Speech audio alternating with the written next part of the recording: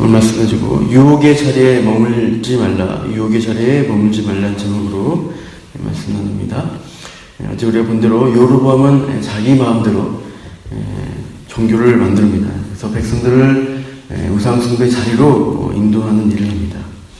그래서 베델의 그 금송아지 앞에서 이제 거짓 종교 행사를 열고 있을 때 하나님의 사람이 여로보암에 가서 심판을 선포하죠. 그 제단이 다 무너져서 회파되고 그 죄가 다 쏟아질 것을 요시야 왕 때 이루어질 것을 선포를 합니다. 그리고 하나님의 사람은 떡도 먹지 말고 물도 마시지 말고 왔던 길로 되도록 하지도 말라는 그 하나님 명령에 따라서 이 메시지를 선포하며 다른 길로 돌아가 버렸습니다. 그런데 오늘 본문에 이 비극적인 한 가지 사건이 발생합니다. 11절에 보시면 이제 베델에 늙은 선지자가 살았다라고 합니다. 이 본문은 그를 선지자라고 하지만 이 사람이 참 선지자인가는 의문이 듭니다. 역대하 11장 15절 16절 잘 읽어드리겠습니다. 여로보암이 여러 산당과 우상과 자기가 만든 송아지 우상을 위하여 친히 제사장들을 세우니라. 이스라엘 모든 지파 중에 마음을 굳게 하여 이스라엘의 하나님 여호와를 찾는 자들이 레위 사람들을 따라 예루살렘에 이르러 그들의 조상들의 하나님 여호와께 제사하고자 한지라. 이렇게 그 시대 배경이 무엇이냐면 여로보암이 거짓 종교를 만들게 되니까 신실한 사람들은 우상숭배 정책에 반대하여 예루살렘으로 성전으로 가서 그의 신실한 믿음을 지키려 했던 것을 볼 수가 있습니다. 근데 이 늙은 선지자는 우상숭배 본거지인 베델에 그대로 머물러 있습니다. 그리고 심지어 그의 아들들을 여로보암의 거짓된 종교의 그 행사에 참여하도록 했던 것이죠. 그리고 오늘 본문에 나중에 보시면 나왔지만 하나님의 사람에게 주저없이 거짓말을 하여서 유혹하는 것을 보아 이 사람은 거짓 선지자가 분명합니다. 그리고 이제 그의 아들들이 11절에 보면 베델에서 그 우상숭배 자리에서 일어난 일을 그 현장에서 목격을 하게 되고 그 목격한 모든 일들을 그의 아버지에게 그 전무를 전하게 됩니다. 그런데 이 늙은 선지자가 그 모든 일을 듣고 가만히 있지 않고 급히 행동을 옮깁니다. 그래서 하나님의 사람이 어느 길로 가는지 확인하고 나귀를 타고 그 사람이 간 길을 뒤따라갑니다. 왜 그 하나님의 사람이 간 길을 이 늙은 선지자가 쫓아갔는가? 본문에 그 이유가 명확하게 나오지는 않습니다. 그러나 그 쫓아가는 의도가 선하지 않다는 것은 우리가 알 수 있죠.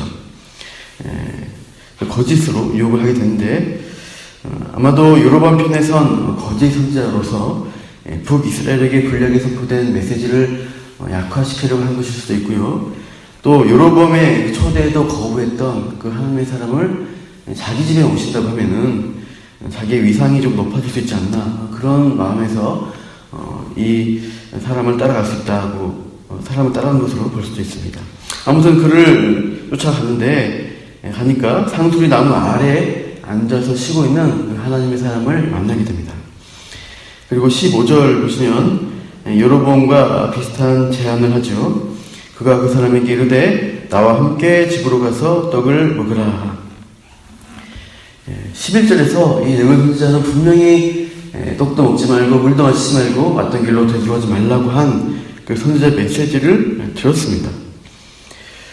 그래서 여로보암이 처음부터 거부하고 그냥 뿌리치고 갔는데 이제 늙은 선지자는 나무 아래에서 쉬고 있는 이 하나님의 사람에게 자기 집으로 가서 먹고 마시고 쉬자라고 요청하는 거예요.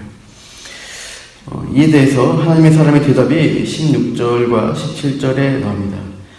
여로보암 왕이 했던 것과 똑같은 메시지를 전하고 있습니다. 말씀은 단호하게 거절을 하고 있지만 현재 이 사람이 하고 있는 행동을 보면 어떠한가 보시죠. 이 사람은 엄청난 선지자의 사역을 했습니다. 한 나라의 왕에게 도전해서 심판을 선포하고 또 그의 유혹을 뿌리치고 돌아온 것은 쉬운 일이 아니었습니다. 그런 일을 하고 돌아오면서 몸이 굉장히 무리가 됐겠죠. 힘이 들었는데 그래서 오다가 중간에 상수리 나무 아래에서 베델 근처에서 쉬고 있는 것이죠. 그래서 이 땅에서는 떡도 물도 먹고 마시지 말라고 했으니까 그 사람은 아무것도 먹지도 못하고 마시지도 못한 상태에서 그냥 쉬고 있었던 것입니다. 그 몸이 많이 고단했다는 것을 우리가 알 수 있습니다. 그래서 그 사람이 입으로는 하나님의 말씀을 그대로 선포하고 있지만 그의 몸은 떡이 필요하고 물도 마시고 싶고 또 편한 쉼터가 있으면 좋겠다 몸이 요구하고 있는 상태입니다. 이 틈을 따고 이 늙은 선지자가 다가와서 왔던 길을 되돌아가서 우리 집에 가서 떡을 먹고 물을 마시자 이렇게 유혹을 하는 것입니다. 어떻게 이 사람이 넘어지나 하나님 말씀이 거부하기 때문에 할 수 없다고 하니까 이 늙은 선지자는 여호와의 말씀을 허락이 되었다라고 유혹합니다. 18절을 보시면 다시 읽어보시죠. 18절 시작. 그가 그 사람에게 이르되 나도 그대와 같은 선지자라. 천사가 여호와의 말씀으로 내게 이르기를 그를 내 집에 데리고 돌아가서 그에게 떡을 먹이고 물을 마시게 하라 하였느니라 하니 이는 그 사람을 속임이라. 나도 그대와 같은 선지자입니다 하면서 특히 너를 영접하라고 천사를 통해서 여호와의 말씀으로 주셨다. 여호와의 말씀이 주어졌다라고 이 사람에게 속이는 것입니다. 그동안 하나님 말씀에만 따라서 순종하고 행했던 사람이 하나님의 사람이 유혹의 순간이 오니까 그 몸이 원하는 대로 이 늙은 선지자가 하는 말에 그것들을 되돌아보지 않고 검증해보지도 않고 신중하게 반응하지 않고 그냥 하나님 말씀이 그랬다고 하면서 따라가는 것을 볼 수가 있습니다. 19절에 보시면 결국 그 사람은 어떻게 하죠? 한번 읽어보시죠. 19절 시작. 이에 그 사람이 그와 함께 돌아가서 그의 집에서 떡을 먹으며 물을 마시니라. 그죠? 그와 함께 왔던 길을 돌아갑니다. 그리고 그의 집에서 금지된 떡과 물을 먹고 마십니다. 그러니까 그한 메시지와 정반대 행동을 결국 19절에서 행하게 됩니다. 그래서 이 본문을 볼 때 참으로 이 사람이 속히 그 베델이라는 자리를 떠나서 자기가 속한 유대로 내려갔다면은 먹고 마시는 일에 전혀 문제가 없는데 이 사람은 가다가 그 몸이 고단해서 그 유혹의 자리에 상수리 나무 아래에 머물렀던 것입니다. 그때 이제 마침 하나님의 사람이 와서 떡과 물을 제공하겠다면서 하나님 말씀을 이렇게 했다는 거짓말에 넘어가고 마는 것입니다. 참 하나님 말씀이 우리가 말씀 붙잡고 살아가는데 참 이런 유혹들을 많이 당하게 됩니다. 어떤 일을 하고 나서 어떤 말씀에 열심히 순종하고 나서 어느 순간에 내가 잠깐 이제 어떤 자리에 머물러 있는 것이죠. 그때 내가 마침 원하는 일들을 우리 유혹한다면 넘어가기가 쉽습니다. 아담과 하와가 마찬가지죠. 하나님 말씀이 동산 중앙에 있는 그 나무의 열매를 먹지 말라고 명하셨는데 그들이 그 자리 근처에 있다가 뱀의 유혹에 거짓에 넘어가게 됩니다. 그래서 아무 관심도 없던 곳에 있다가 뱀이 거짓으로 유혹할 때 그것이 열매가 탐스러워 보이고 굉장히 그것을 먹고 싶은 유혹을 받게 됩니다. 그래서 우리가 오늘도 말씀을 따라 살아갈 때 말씀 안에서 우리가 유혹받는 자리에 머물지 않도록 주의하시길 바랍니다. 그 자리에 있지 않고 속히 하나님이 기뻐하는 자리에 또 우리가 유혹받지 않는 자리로 우리가 피해야 할 것입니다.